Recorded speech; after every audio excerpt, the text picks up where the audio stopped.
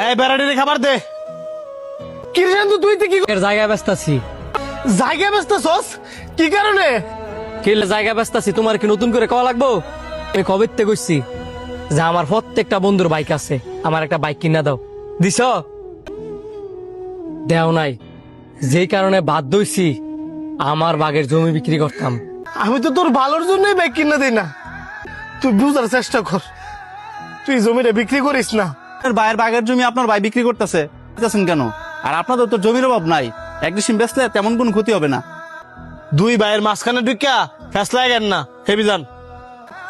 তুই বুঝার চেষ্টা কর, তুই আমার একটা মাত্র ভাই, জমি বেচা বাইকটা কিনিস না। আমি তোর বালা চাই। তুই আমার বালা চাস না, তুই হইছিস একটা নিমসা শয়তান। এমনি তুই ফকিন্নির মতো থাকলেও ঠিকই আমার আড়ালে আড়ালে ব্যাংক ব্যালেন্স করে শুয়ে দিছস। আমার এই কথাটা কইতে পারলি? এখান থেকে না যাস তাইলে আমি আরো নোংরা নোংরা কথা কম। ঠিক আছে, আমি বেচার দরকার নাই, 2টা দিন সময় দে, গোয়ালেতে 2টা হাড় করে বেচা কিনা টিয়া দিতেছি। আগে কইলেই তো আমি নেওয়া লাগে না। 2 দিন টাইম নিছেন, 2 দিনের ভিতরে যাতে টিয়া আমি হাতে পাই, আর নয়তো আমি জমি বিক্রি করে দিব। কি রে, তুই 2 দিন ধরে মন মারা হয়ে স্কিল লে গিয়া বন্ধু বান্ধব বলে ট্যুর দিমু, তা না বন্ধু বান্ধব ফোন দিলে উল্টা ফোন কাটিয়া দেস। থাক, আমি বাড়িতে গেলাম, কোনো কিছু ভালো লাগতেছে না। কি ব্যাপার ভাই, বাইকটা কেনার পরের থেকে তুমি আমার সাথে ঠিক মতো কথা কও না, সাথে বসে খাও না, কেমন যেন ইগনোর করো। ভাই আপনি আমার লগে রাগ করে থাকেন না, প্রয়োজনে আপনি বাইকটা বিক্রি করে দেন, তারপরও আমার লগে কথা কম। মুখ নিয়ে আমি তোর লোক কথা কমু, তুই তো অবুঝ, আমি তো বুঝে বুঝ যা।